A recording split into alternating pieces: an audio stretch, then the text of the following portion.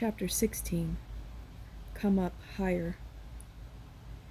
If an angel had visited me on earth, and when I say angel, I do not mean one of those inestimable saints of whom we are accustomed to speak as angels in disguise, but a real, live, orthodox angel with shining raiment and snowy wings, and told me that I possessed so many friends in the whole realm of creation, I could scarcely have believed him. But by this time I was beginning to know how next to impossible it is for man to understand much of his real self on earth.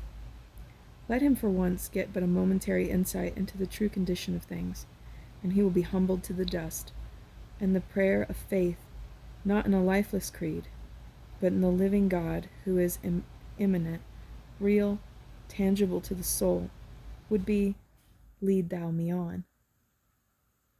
At the flood of its revelation, coming like a tidal wave, as the returning memory of my sleep life had just overwhelmed me, it would carry away all tyranny, oppression, and selfishness. It would need but one glimpse, one baptism, one blow. The victory would be won, and the real brotherhood of man forever an established fact. Hitherto I had not been able consciously to call any man my friend in the truest sense of that word, not because I had no desire to do so, for God can witness to the agony with which I mourn my loneliness, but circumstances would not permit it.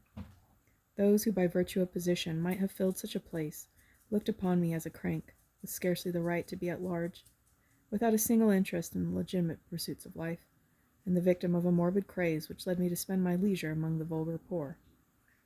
With my hatred for conventional hypocrisy, how could I hope to find congenial friendship with these? I could have purchased 100 associates from the enormous class who sell their companionship for cash considerations, but cant and flattery is not food for hungry souls, nor is the slavery less degrading because its fetters are of gold. I might have found many true and congenial hearts down the courts and alleys I so frequently visited, and secretly, more than once, did I realize something of what it might have been. But the insuperable barrier of society which forbids the brotherhood of man stepped in. Not that I feared very much for myself, but the open recognition of such acquaintanceships would, added to my many other eccentricities, have established the desired missing link of evidence, and the walls of some private house of retirement would have put an end to the little sunshine I was able to carry to such miserable places.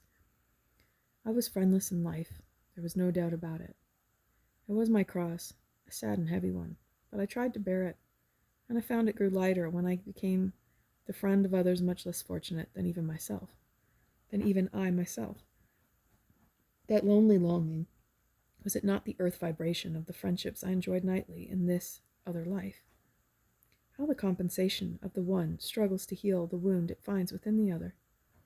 Here I had so many friends, dwellers on both sides of life, that all attempts to formulate a plan by which I could speedily visit them ended in failure, so at length I determined to let the matter arrange itself. There was one building in the city that possessed a peculiar interest for me, and thither I turned my first attention. It was the rendezvous of those street Arabs who in large cities earn a precarious living by selling papers and matches, and to it they attach the designation of the college. Many were the nights I had spent in this place, watching the delight with which the visitors appreciated the provision here made to counterbalance the hardships of their other life, and listening to the multitude of experiences which everyone had to recite. Here, too, it was very seldom but one or more of the bright spirits of still higher regions came to minister to these little hungry and ragged wanderers. At such times the difficulties of their fate were always the theme of discussion, and the angel teacher would patiently and lovingly show and illustrate how these light afflictions, which are but for a moment, work out a far more exceeding and eternal weight of glory, working in season and out of season, to ground his audience in those acts of reciprocative kindness which so uniformly mark the dealings of this class with each other. Men wonder where these children, gutter-bred, learn these acts of humanity and consideration, which for purity of motive put so-called Christian philanthropy to the blush, where they are taught to help to bear each other's burdens, where they are first instructed in the practical application of the golden rule. I can answer the inquiry. They are instructed in the elementary schools of heaven, to which they are summoned, while their bodies lie asleep in dark corners and doorways, under barrels or carts, or in the outhouses of your Christian city. Angels who have learned the deeper secrets of the love of God meet with these despised and outcast children there, teach them the geography of home, and show them the surest way to reach that rest which still remaineth. How could their bare and chill-blamed feet scale the sharp and icy points of your cold theology, while the howling winds and fierce damnation raged around with threatening force? They would slip, fall, and their little souls lie in mangled masses at the foot of some precipice of sectarian contention. They could never enter heaven by such a path. But do not fear. The angels know the road, and in the lessons of their dreams, these little pilgrims are traveling homewards through the green meadows of forbearing love, led along by the once outcast Jesus. You need have no anxiety about their welfare, because they fall short of your sectarian standard. When you shall enter, you will find many such whom you once knew, waiting to sing your welcome home.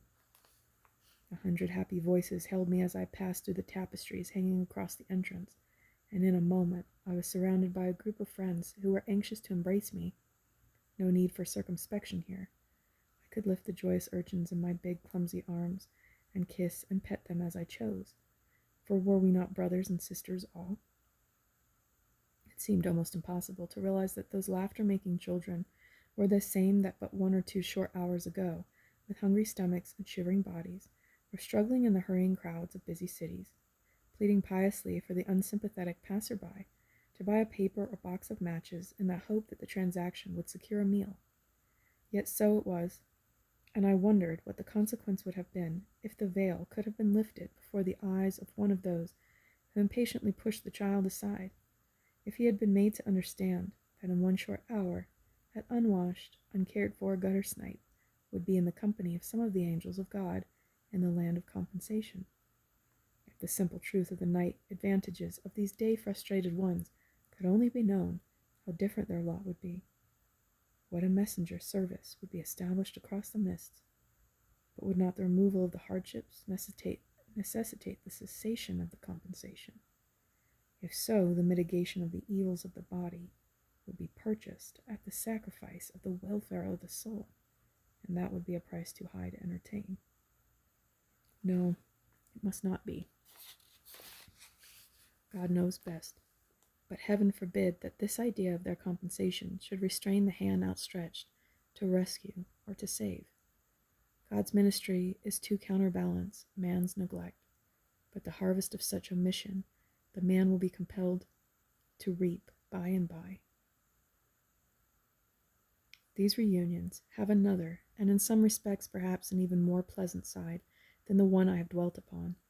The former comrades and companions of these children regularly meet with them again, and are made to minister to their less fortunate friends. Very touching it is to listen to their recital of the pleasures into which they have entered, and the contrast of their present life with the one which the listener is alone acquainted. Hope is inspired in the gloomy soul, and 1,000 speculations made as to the why and wherefore of some apparently untoward event, until the young immortal cries, "But it will be all right. It must be all right. And when you come here, and that won't be long now, then we'll remember to look and see how it come all right." By such means are they comforted, and consolation is distilled into their lives, which strengthens them to bear the otherwise intolerable burden.